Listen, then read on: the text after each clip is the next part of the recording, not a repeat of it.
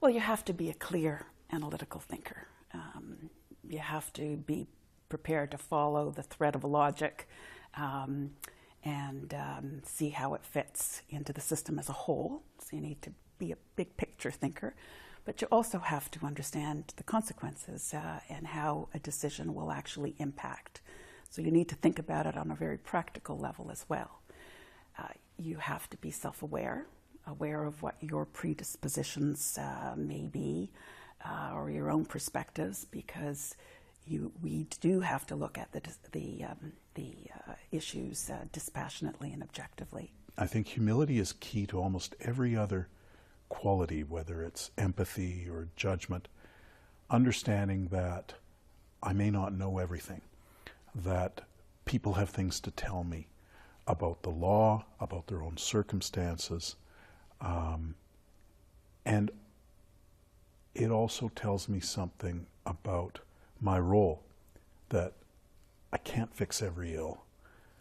I can do justice, but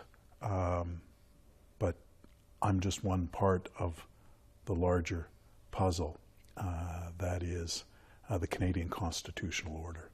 So humility, as I say, it's an aspirational thing. I'm no poster child in that respect, but it's something that I think is important.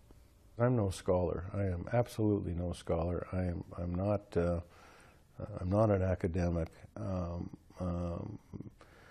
To me, I guess if I had to pick one thing, it would be kind of an understanding of the human condition and an understanding generally of human beings and what they're all about, and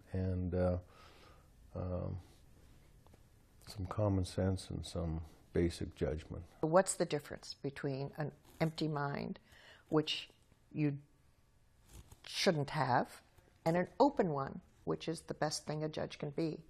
The difference is that you approach a legal problem and you say, this is my feeling on it, but it's not going to be the driving part because I may be wrong. I have to listen to what they're telling me because maybe they're right and I'm wrong.